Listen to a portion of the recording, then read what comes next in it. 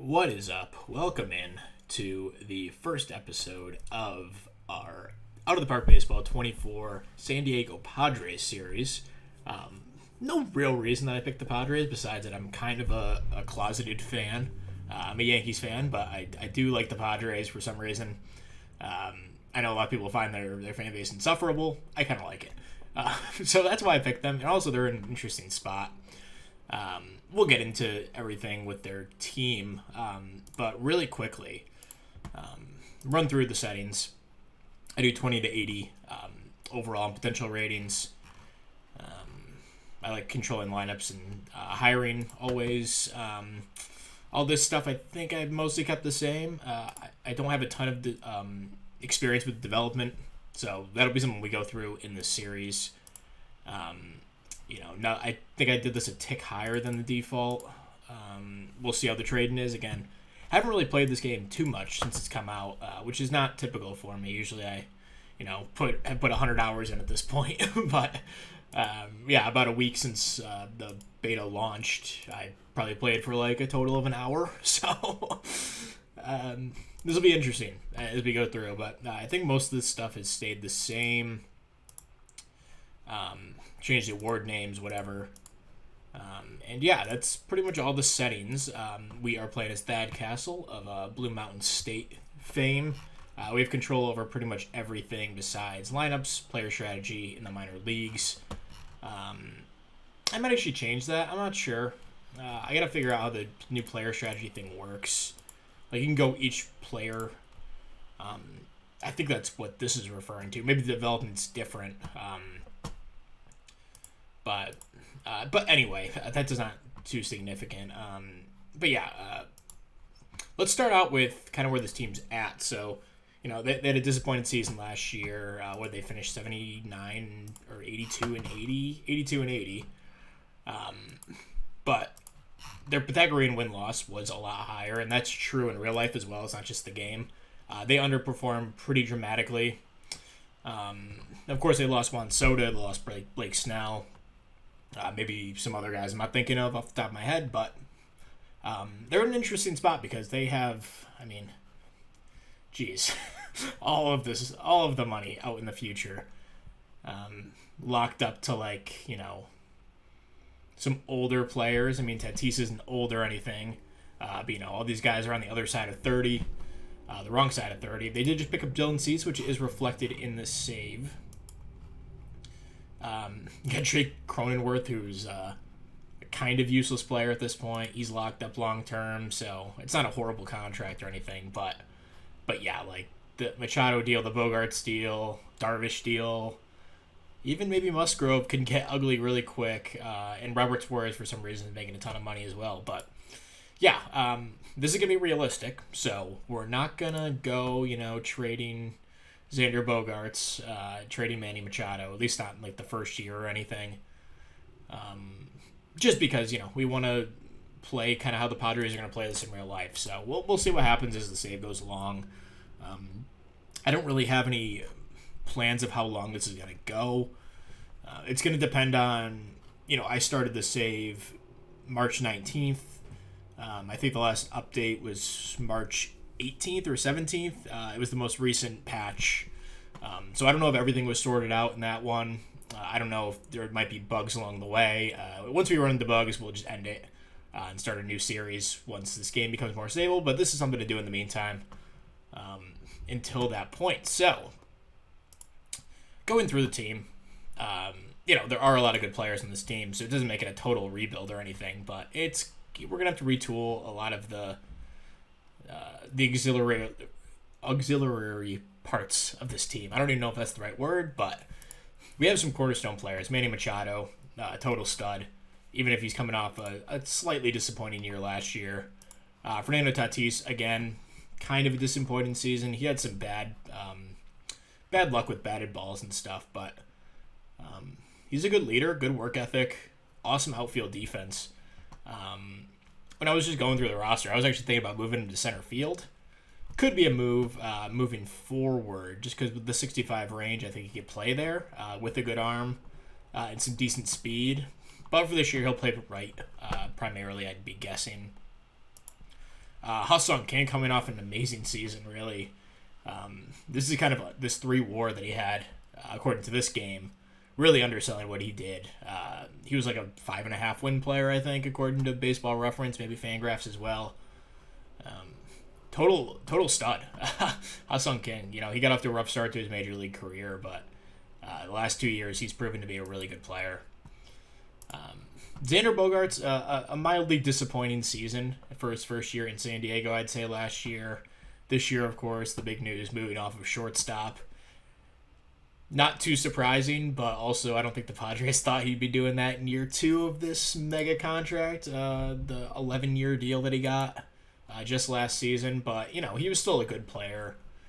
Picked it up as the season went on, but yeah, he's at second base now. So, very expensive long-term second baseman. Luis Campusano, I like him a lot. He has some good ratings. The defense isn't anything spectacular, but had a good year last year.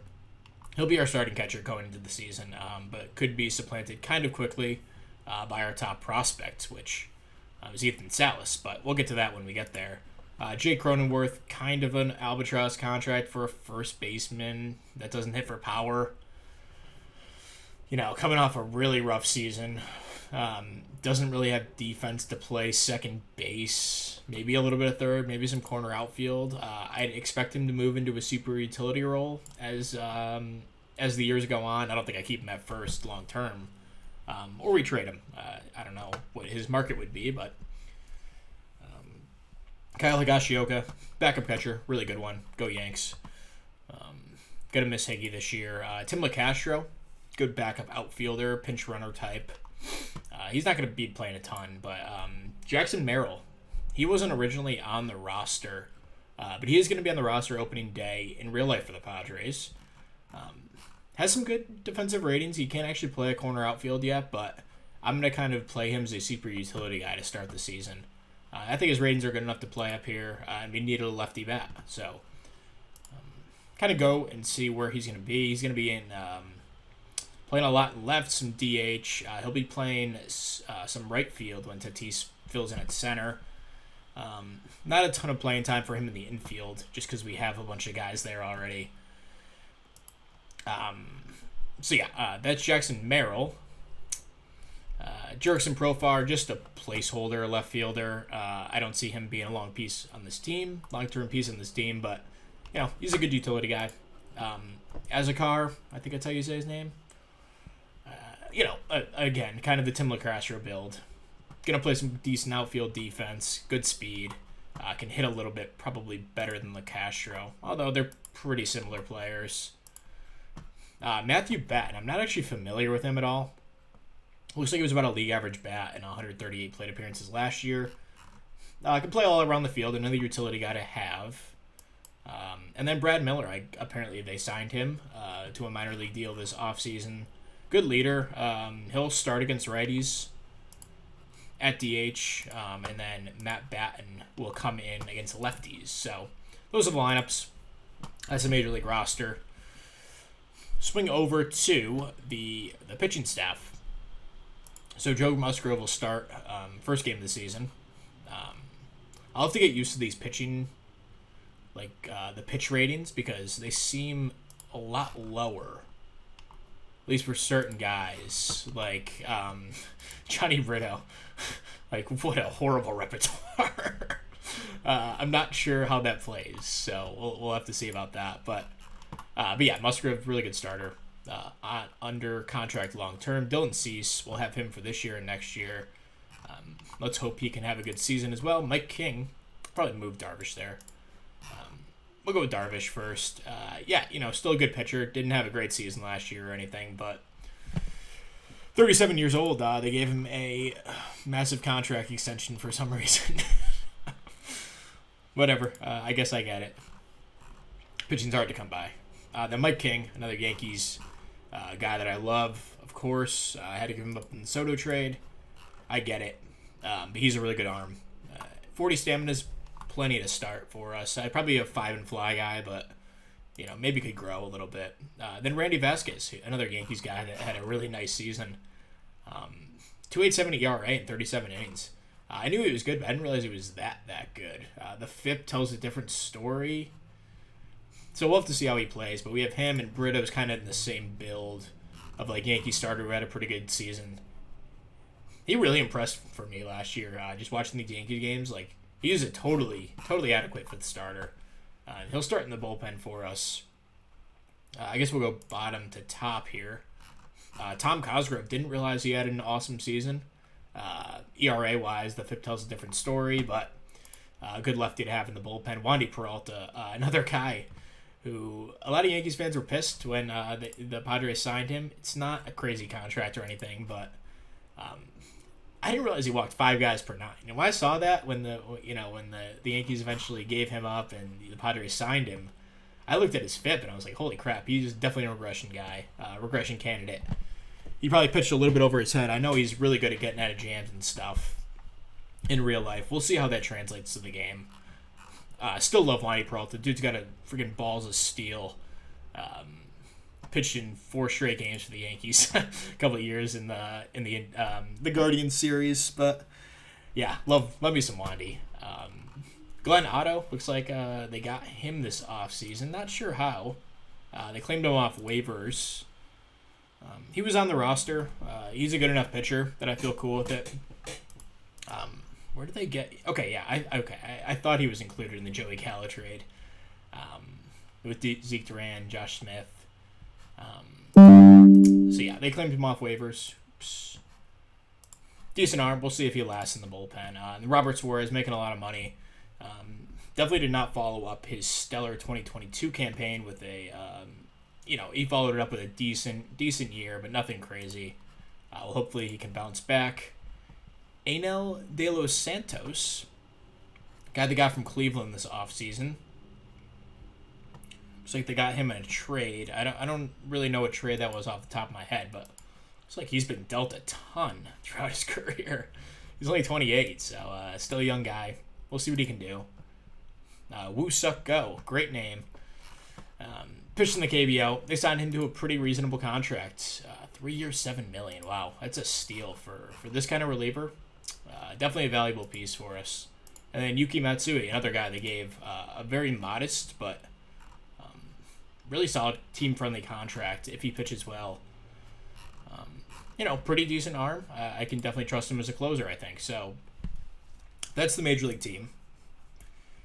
The Padres do. I didn't realize they did in this game. I knew they had a good minor league roster or minor league system, but they have the first overall minor league system. And maybe if I knew that coming in, I wouldn't have picked the Padres, but they are pretty top-heavy. There's 6 guys in the top 100, no one else in the top 200. Of course, led by Ethan Salas, who's just a beast defensively. Potentially a beast offensively, only 17 years old, got up to Double-A last year. He didn't perform at all, but the fact that he made it there means that the Padres really, really love this guy, and super excited for him when he eventually makes the majors. Jackson Merrill, we talked about him on our Major League roster. Robbie Snelling in high A. It's tough for me to tell right now if this guy's going to be a starter. First of all, it's hard to look at this. I'm trying to figure out what's going on with all the screen and stuff. The pitcher is a lot easier to read than the hitters, but the home runs allowed in the pitcher BABIP going to take a lot of getting used to and what that means in game. Obviously, if you have a higher BABIP rating, you're less likely to give up hits, I guess. And as a result, less home runs. I think that's what that means. I could be wrong. But, yeah, he's a 4-pitch guy. Only the curveball is really plus. So we'll see if he sticks as a starter. Dylan Lesko, he was a first-round pick in 2022, 43rd ranked prospect in baseball. 3-pitch guy. We'll see if he sticks as a starter. I typically like 4 pitches in my starters, but if you have good enough stuff and good enough control, good enough movement, you can do 3 pitches.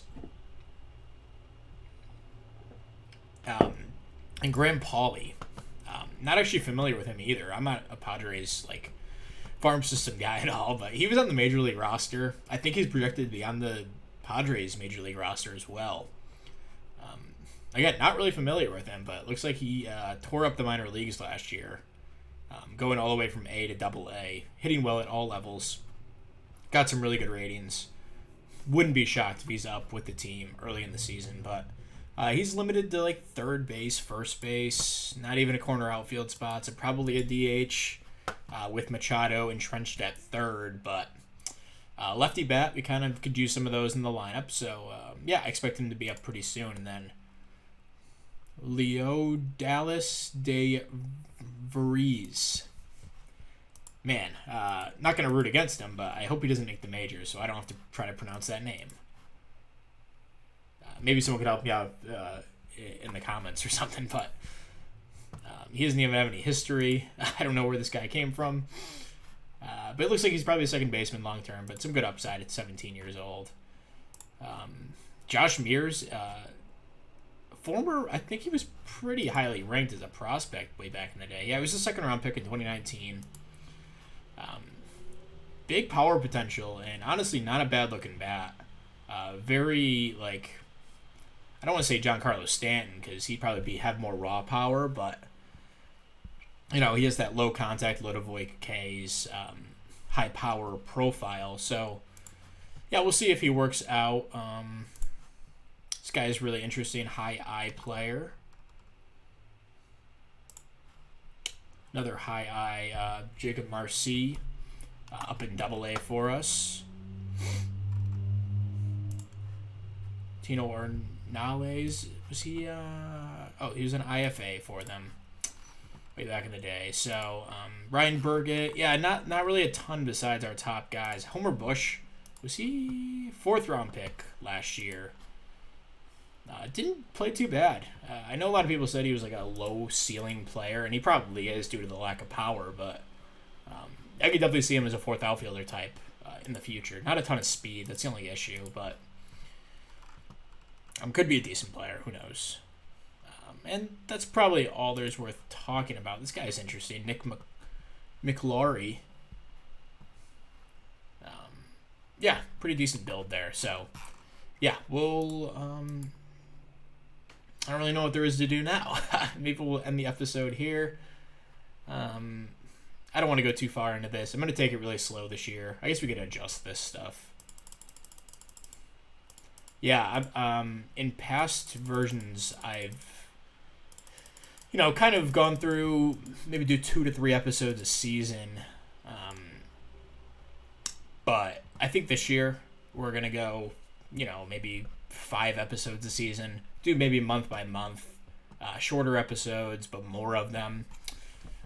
I'm not really sure. I kind of want to take it slow and, check week by week and really follow how these guys are doing and track them throughout the season in that way. So we'll try that out with this series. I don't know if that'll work, but just to change up the formula, basically, from what we had last year. So,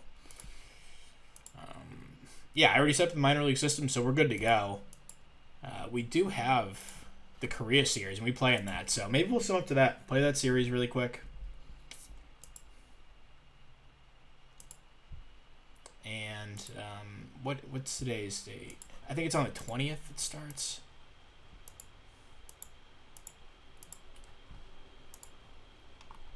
Oh, I also didn't check. Oh boy, I'll have to redo this screen. I do not like that. International.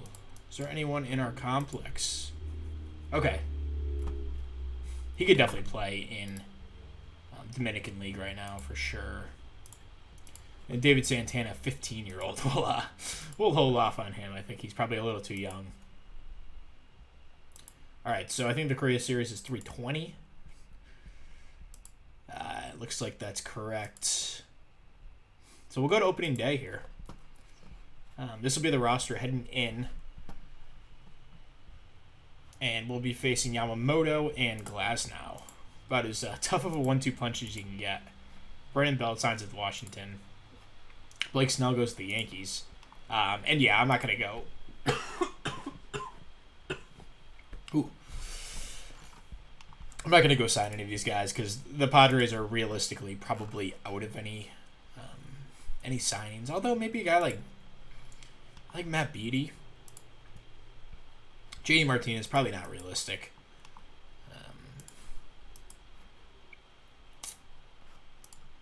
I mean, we actually don't really have a platoon partner for Brad Miller.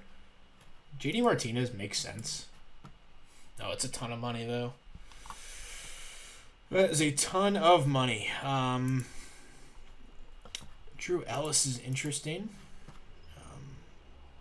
Hasn't really done anything in the major leagues yet. What does he want?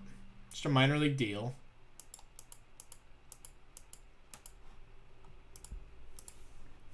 See if we get Drew Ellis. He'd be a good platoon partner, potentially. Okay, let's go to opening day here. Joe Musgrove on the mound. We'll have Dylan Cease in game 2 on the season. So it'll be against Yamamoto making his major league debut. Let's do it. Game 1. We lose 1-0.